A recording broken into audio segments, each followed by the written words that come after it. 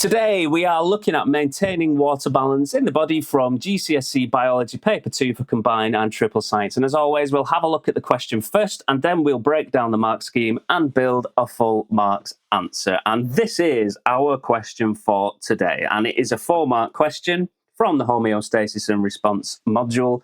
And I've picked this particular one because it can look quite daunting. There's loads of information there.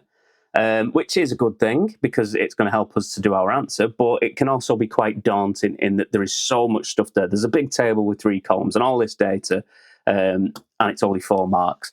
So that is why I picked this one, just to show you when we get to look at the mark scheme in a bit, that it isn't as bad as it seems just by looking at how big this amount of information is. Because some people, they might get particularly freaked out when they see this sort of a question and maybe skip over it, maybe be worried about it and not answer it fully. So it's a good thing to look at. It's a good thing to work through because we can sort of alleviate those concerns about seeing something with all these numbers and data in it. So we'll get onto it. We'll have a look at what the question is. So it's about ADH. So ADH is antidiuretic hormone. So ADH is a hormone involved in controlling water balance in the body. ADH affects how much water is reabsorbed from the kidney tubules back into the blood.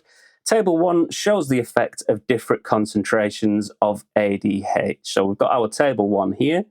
In this column, we've got our concentration of ADH in the blood in nanograms per decimeter cubed.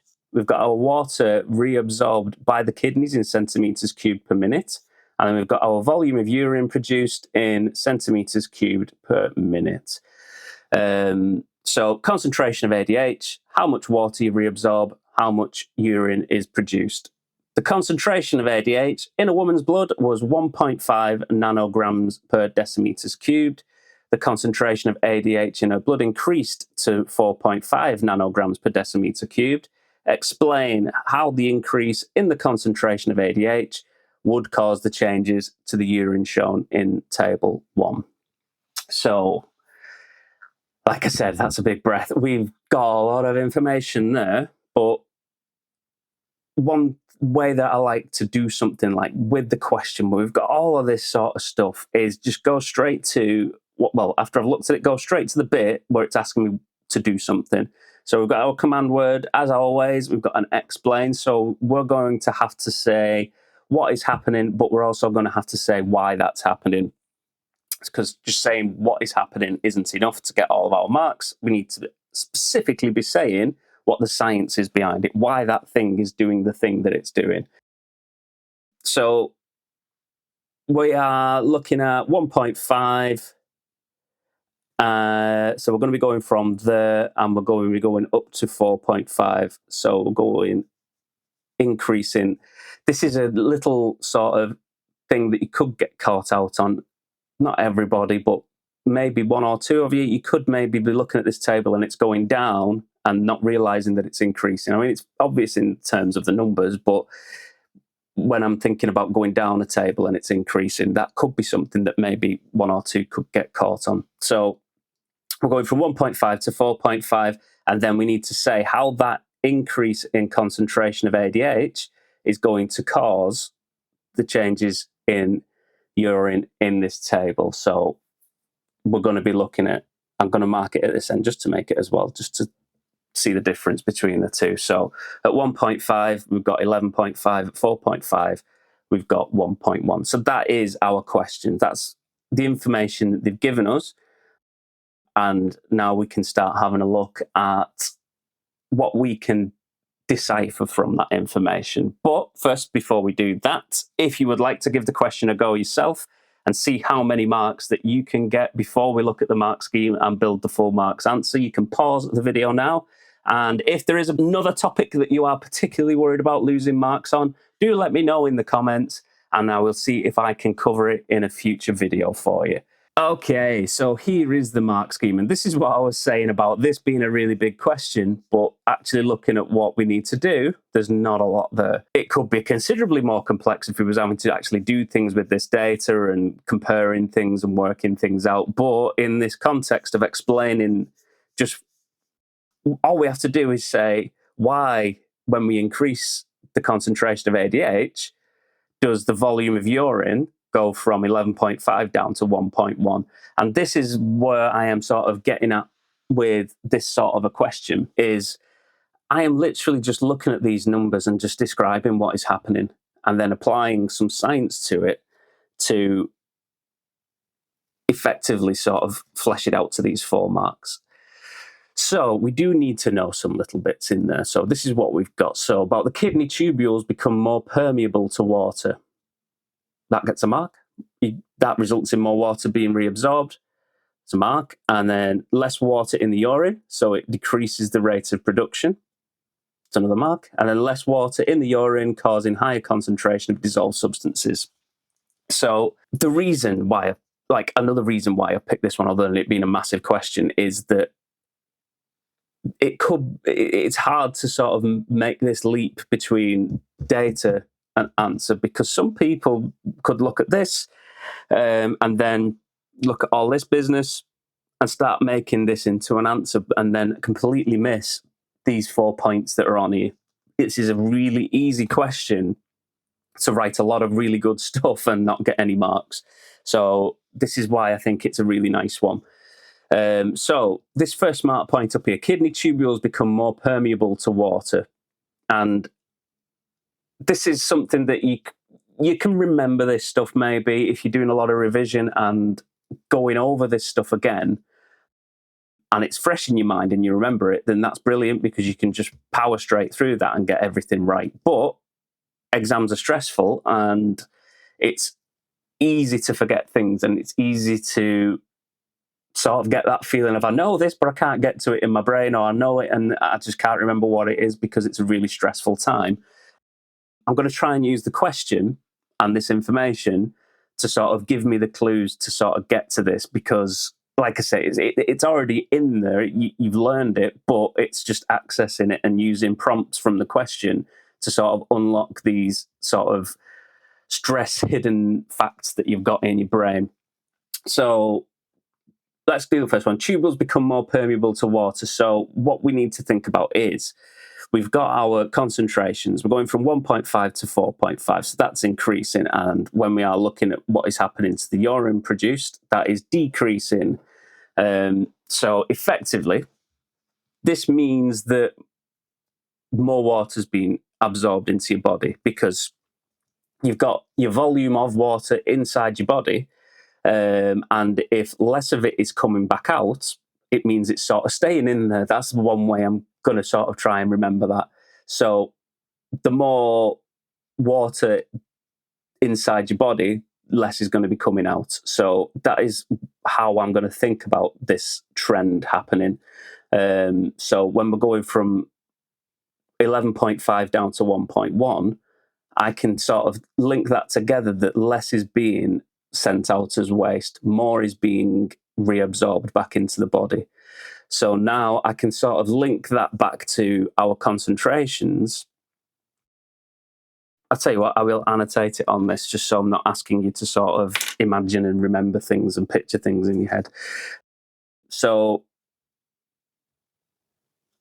we're going down. So it's reducing. So that means more reabsorbed. So now I can link that back over there. So when we're looking at this, our concentration of ADH, this is increasing.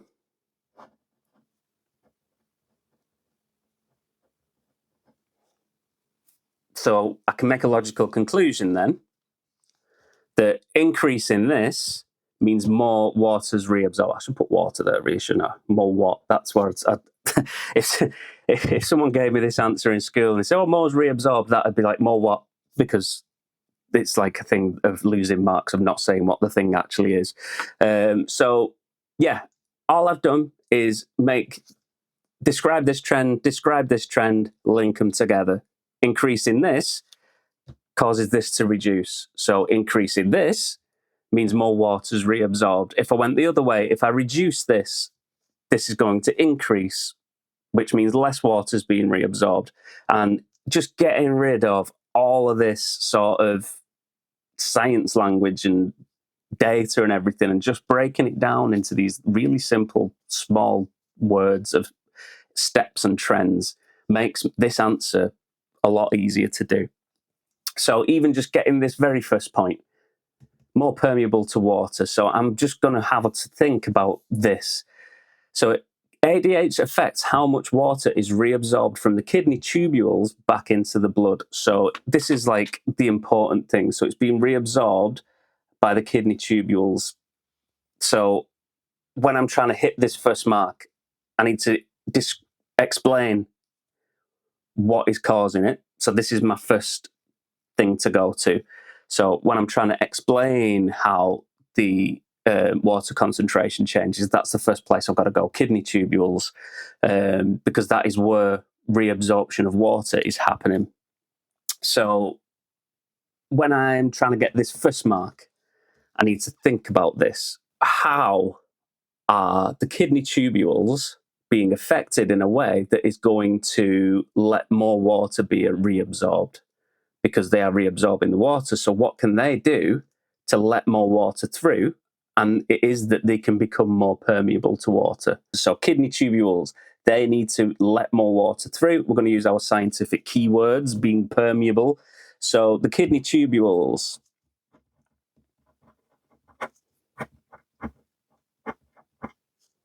become more permeable to water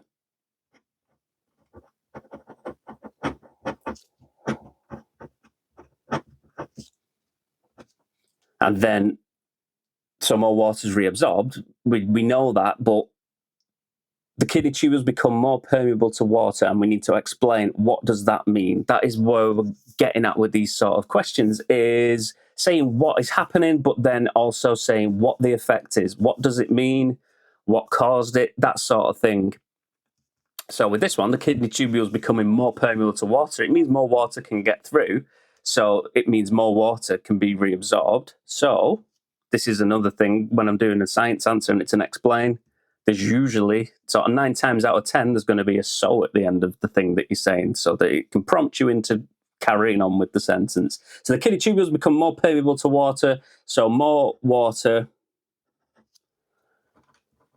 is reabsorbed into the blood.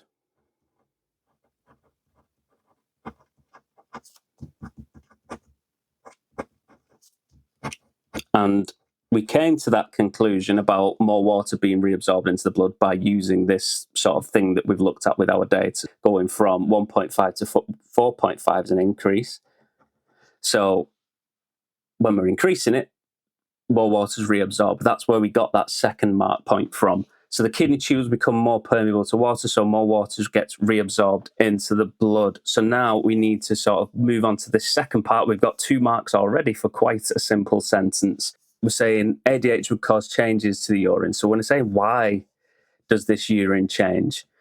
So talk about the water. So that water is being reabsorbed. So it means that there's going to be less available to be made into urine. So let's have a look what it says. So less water in the urine causing a decreased rate of production. So it's kind of a wordy way of saying it, but so more water is reabsorbed into the blood. This means is where I go next. There is less water available.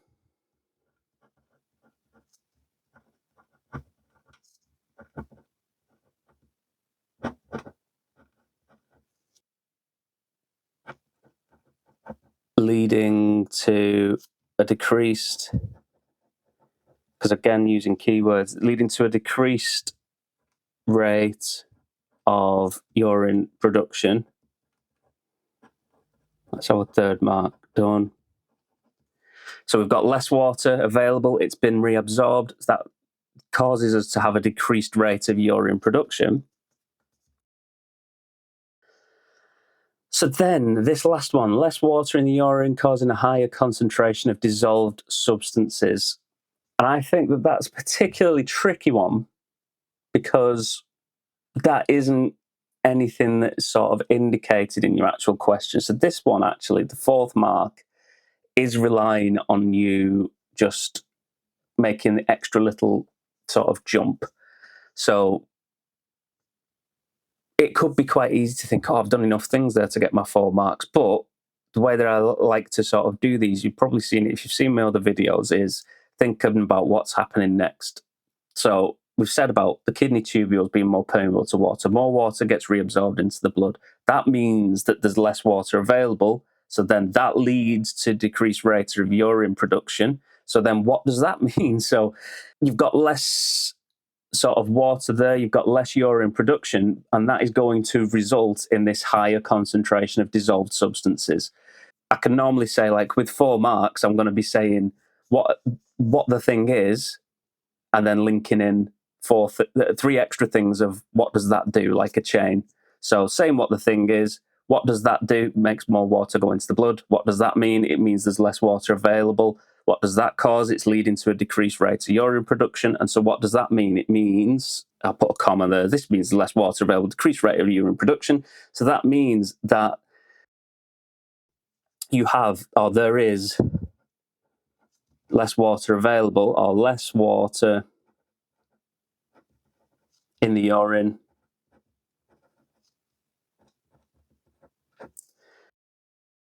which leads to a higher concentration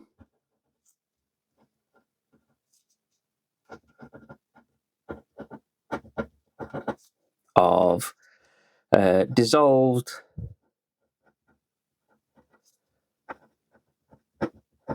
waste substances